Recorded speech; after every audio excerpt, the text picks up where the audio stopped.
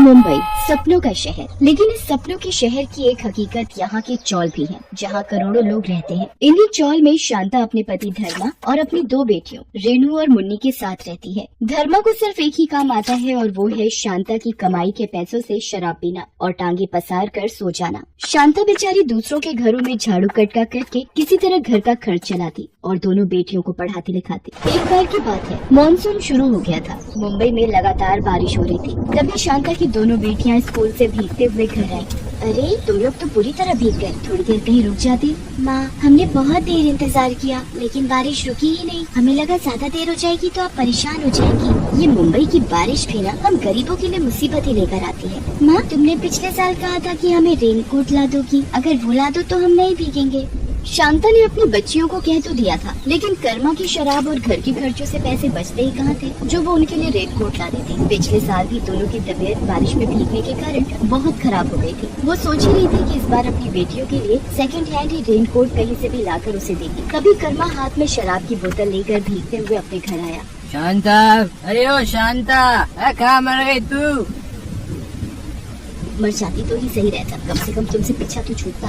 ये तू क्या बकवास कर रही है? तुझे अपनी बेटियों की फिक्र नहीं है? मुझे तो है लेकिन आपको नहीं है। पूरा दिन शराब शराब शराब। कर्मा के साथ सबसे बड़ी दिक्कत ये थी कि वो अपनी बुराई तो सुन लेता, लेकिन अगर कोई शराब की बुराई कर दे तो उसका पारा चढ़ जाता। उसने गुस्से में शांता को एक थप्पड़ मार दिया। मुफ्तखोर औरत, तू क्या समझती है अपने आप को? है मैंने कितनी बार कहा कि मेरी शराब को अगर एक शब्द भी बोला तो मुझसे बुरा कोई नहीं होगा।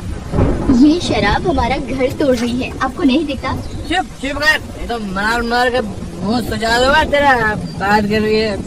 जब शांता की शादी हुई थी उस समय कर्मा कभी कभार पीता था, फिर पता नहीं उसे क्या हुआ, हर दिन पीने लगा। इस लत के कारण ही उसकी नौकरी भी चली गई, लेकिन उसे कोई फर्क नहीं पड़ता था क्योंकि उसकी नौकरी गई तो शांता की कमाई शुरू हो गई थी। शांता की दोनों बेटियां भी अपने पिता के इस व्यवहार से हमेशा सहमी रहती थी। अगले दिन, सुनिए जी, मानसून जोर पर है, हर दिन भयंकर बारिश हो रही है। तो मैं क्या करूँ? बारिश में बारिश नहीं होगी तो क्या लू चलेगी क्या?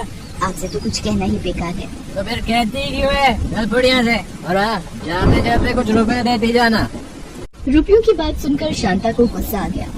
रुपए क्यों चाहिए? मेरे लिए ताजमहल बनवाना है, ताजमहल।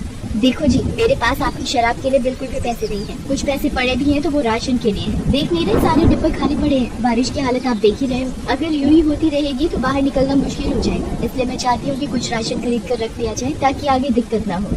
शांता की बात सुनकर कर्मा को बहुत गुस्सा आया, लेकिन उसने सोचा कि अगर वो इस समय गुस्सा दिखाएगा तो वो गुस्सा उस पर भारी पड़ जाएगा और शांता उसे पैसे नहीं देगी। इसलिए उसने उससे बहुत प्यार से बात करते हुए कहा कि शांता, मैं बहुत ही बुरा आदमी हूँ, मुझे पता है। ना तो तुम्हारी फिक्र है मुझे और ना ही अपने बच्चों की। देखो ना। कर्मा के अचानक से बदले इस व्यवहार से शांता सख्ते में आ गई और वो सोचने लगी कि ये इनको अचानक क्या हो गया है। आपको पता है, रेणु मुन्नी के पास रेनकोट भी नहीं है। वो बेचारी हर दिन भीगते हुए स्कूल से घर आती। शांता, भगवान के लिए ये सब बातें मुझे बोलो। मैं जानता हूँ कि मेरी शराब की लत के कारण तुम लोगों को ये सब मुसीबतें उठानी पड़ती है, लेकिन मैं वादा करता हूँ आज के बाद शराब को हाथ नहीं लगाऊंगा मैं। सच में।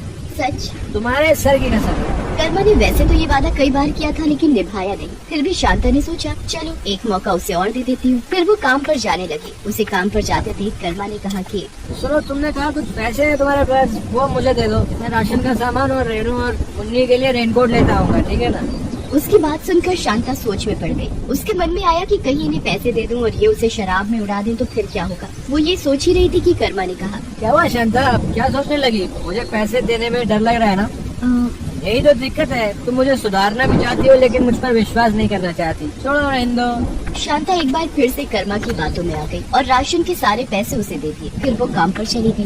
बढ़िया है, घर का राशन लाने वाली।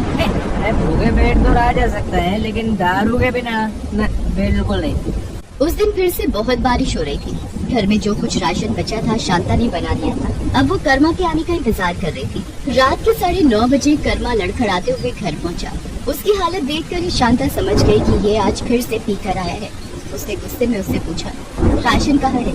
इनके रेनकोट कहाँ है? चलो आगे से। बढ़िया हिसाब किताब लेने वाली, एक थप्पड़ में सारा गणित बिगाड़ दूंगा तेरा। मैं बता रहा हूँ, बात मत करो इसमें।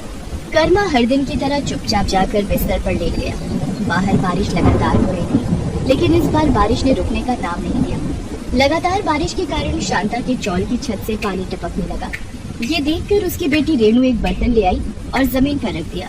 लेकिन इस बार बारिश किसी जिद्दी बच्चे की तरह हो गई थी। वो बरसती जा रही थी, बरसती जा रही थी। 2 दिन इसी तरह बीत गए। इधर घर में एक दाना भी खाने को नहीं था। दोनों बच्चियां भूख से बिलख रही थी, लेकिन वो अपनी माँ से कुछ नहीं कहती, किसी से मदद भी नहीं मांग सकती थी, क्योंकि पूरी बस्ती पानी पानी हो गई थी। मुझसे बहुत बड़ी गलती हो गई जो इन पर विश्वास कर लिया।